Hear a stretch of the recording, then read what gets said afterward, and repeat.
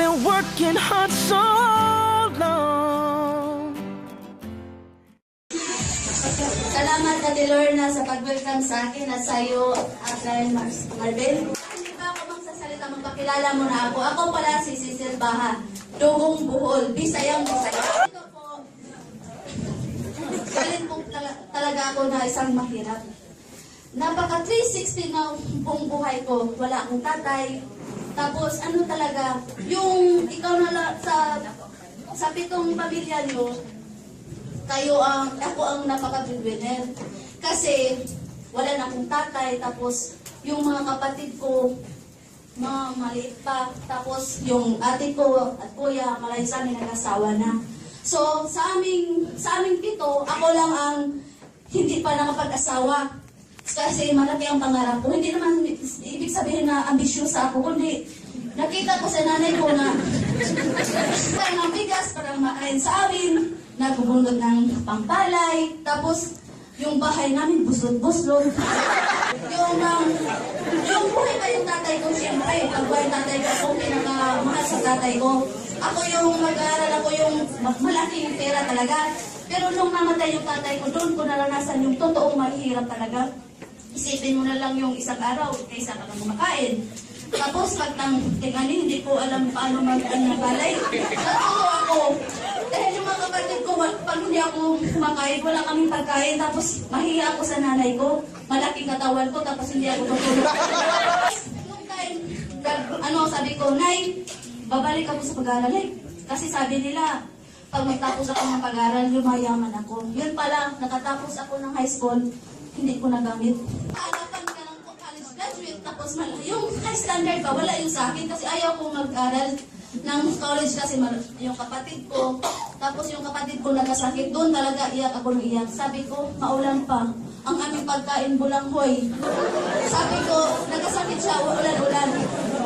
Nagkasakit siya basta sa akin. Naiyak ako sa kapatid ko kasi biglang nagkasakit. Doon ko naranasan na paano kaya kung nag-aasawa ko, ano kaya mangyayari sa buhay ko. Kapatid ko nagkasakit, tapos pumaga akong mag-asawa. Siguro, mas sobra pang hirap ang naranasan ko. Nakita ko yung kapatid ko, hindi kumakain, tapos ulan pa, ang bahay namin gusto. Sabi ko, pag mag-edad ako ng 23, mag-abroad ako. Doon narating ko mag-abroad. Good news talaga, 2 years, doon ko naranasan yung hirap sa Kuwait, yung abroad, yung pag-abroad na talagang mahirap talaga. Kasi, pag hindi pa nakatapos ng katapusan, sabi naman, bigyan mo ko ng pera kasi pang-aaral namin, pagkain, gasto sa papuntang paaralan. Sabi ko, 10,000. Ano ba magawa ko sa 10,000? Ang pangarap kong bahay, mahimong kubo.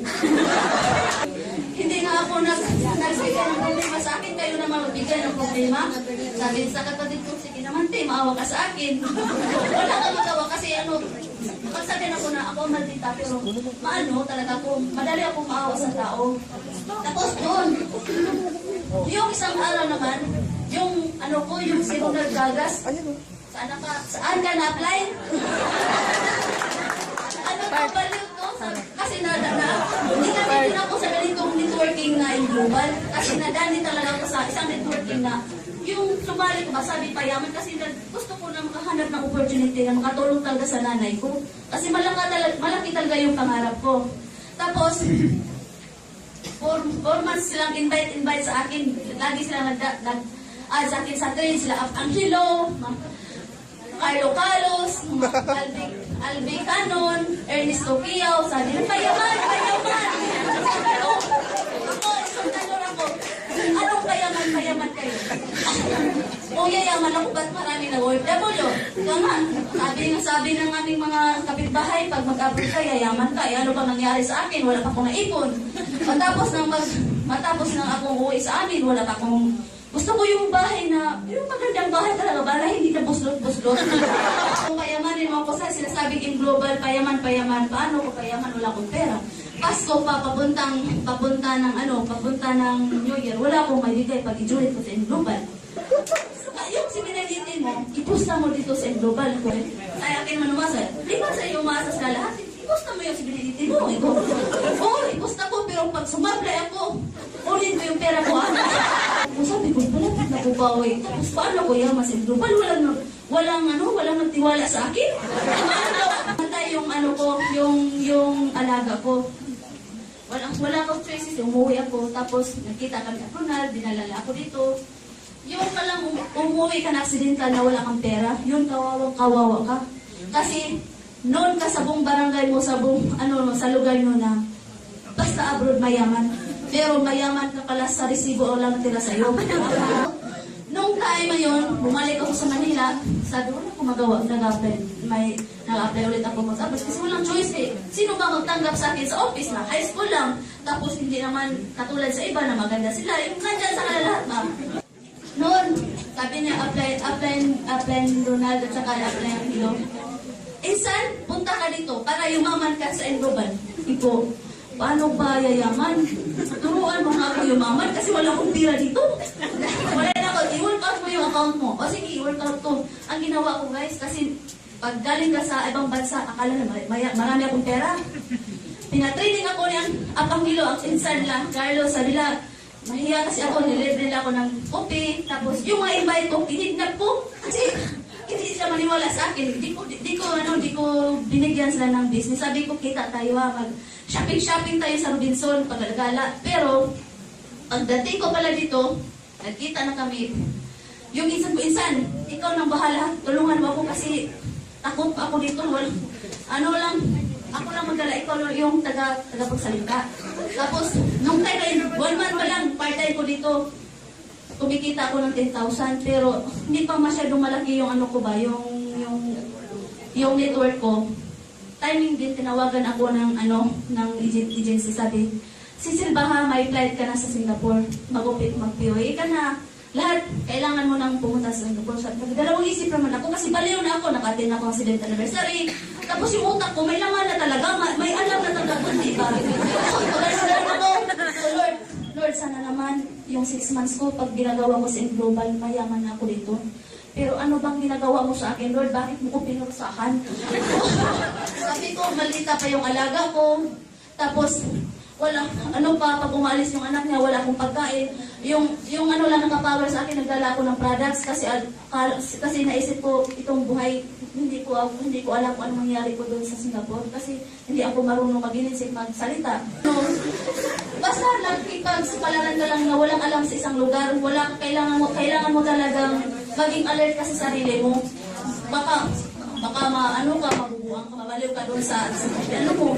Iyak na iyak ako doon, yung Chinese New Year, pag makahawak ka ng pera doon, push ko talaga, sabi ko ni Upline, ni Ronald, Upline, ano bang alaga ko? Pinagbibintangan ko, tapos, paano ako makapag-global dito na wala akong cellphone, ibaguhan ako ng cellphone, tapos yung alaga ko, palayasin pa ako ng gabi, tapos iyak na naman ako, tapos sabi niya, may purpose yun daw, kasi, hindi mo maranasan ang tagumpay kung walang sakripisyo, walang pakso.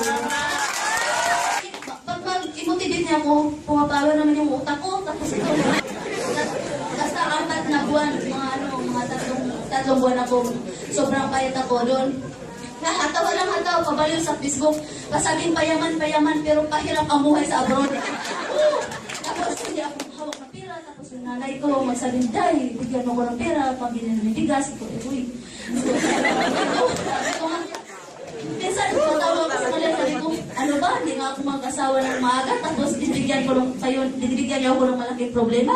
Sabi niya, Day, wala mga choice, wala kami ibang malapitan kundi ikaw lang. Sabi ko, sige, hayaan mo, marami akong, kaibigan yung mga, mga partner ko. Sabi ko, pasensya na ha kung ako'y payaman na pahirap kasi mangutang ako sa inyo.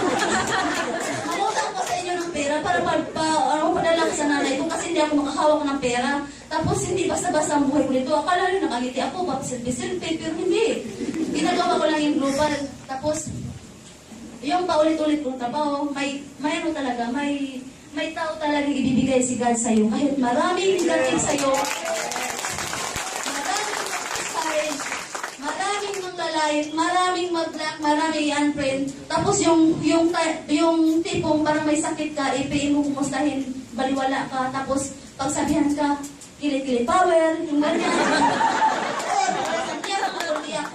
yung di ko malilimutan, yung pamangkin ng tatay ko, yung Bagyong Yolanda, sabi niya sa akin, diyan ka naman, nag-iskam-iskam, tinitirahan mo yung mga tao. Sabi ko pa, saan ako namira? Narupo saan?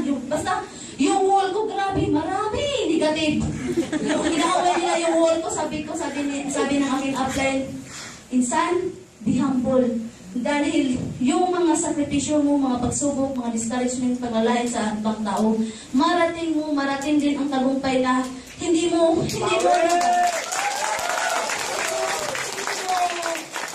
inaasahan sa buong buhay mo. Sabi ko, sige, insan, hindi no. I-rest ko agad yung post ko. Tapos, yung time, di ko malimutan, mga June, papunta sa birthday ko. May isang, yung invite ko na negative din. Negative siya, tapos negative siya sa akin. 1 year ko na napa-invite. Yun palang nagbayangan sa akin. Tanongin ko. Sis, okay lang. Anong kumusta yung business mo? Okay lang sis, payaman pa din. Pero at yung time na yun, wala akong kain kasi yung alaga ko magalit. Pagbigyan ako sa anak niya ng pera. Kaya sabi ko, pag-uwi ko, inom ng mainit na ito, maligamgam, tapos yung asin para hindi ako magkasakit kasi naubos na yung products ko. Tapos yun, unti-unti na sila nag-inquire sa akin, tapos lumarami na sila, yung mga nag-negative sa akin, nag-joy na, tapos yung tinutulungan ako ni Insan, nasabi, Insan, dito ako sa malayo, wala akong off. Tapos dito sa bahay, yung 16th floor, Insan, ano bang gagawin ko? Hindi ako makalabas ng bahay. Makalabas ng ako, pag Pasko, magsinungaling ako para makakita ko yung mga kaibigan ko. Sabi niya, sige lang Insan, hataw-hataw lang sa Facebook dahil online tayo. Ako nang bahala dito sa mga leader mo na dito sa Pilipinas. Salamat Insan ha. Insan, sabi ko, Insan, kung ito mga opportunity in global makapagbago sa akin, gagawin kong tamang negosyo na yung tiwala sa ibang tao na binibigay sa akin, hindi ko sasayangin dahil once nakikira ako, mga paghihirap ko hanggang umuwi ako dito, nagpasalamat ako kay God at saka sa company global at sa mga taong nagtiwala sa akin at sa mga taong hindi nagtiwala sa akin dahil yung pag-part-time ko, nag-ano talaga, nagbunga lahat kasi yung isipin mo sa si Benedict, kumikita ako ng 600 mahigit. At maraming salamat sa aking Insan Angelo dahil sa iyo at nagtiwala sa akin dahil kung walang in global. Sa 4 years kong pagtitiis sa pagtrabaho, kung hindi ko pinapartay ng global, hindi ako makabili ng sariling sasakyan. Ano sa sarili ko. Tayo sa ating lahat mismo din sa sarili na tuloy-tuloy lang tayo, gawing tama ang negosyo. Yung sinasabi ng Bitcoin na leverage. Yung sinasabi ng leverage ba? Gawin mong tamang leverage na hindi ka makaangat sa kapwa. Yung walang taong nasagasaan, walang nasasaktan, yung patas ang laban. Yung talaga, yung hindi naman tayo perfect, may mali man din tayo. Kasi tao lang tayo eh. Ang sa atin lang, gawin yung tama at tuloy-tuloy lang tayo ni Global. At sa mga taong nag-udyok sa atin na maging successful tayo, pasalamatin din natin yun. At kung ano mang mga mali natin, manghingi tayo ng sorry dahil yun ang magawa natin eh. Magpatawa sa sarili sa kapwa. Gawin mo lang palitan ang mga nakaraan, ang isipin natin ngayon. At maraming salamat po sa lahat.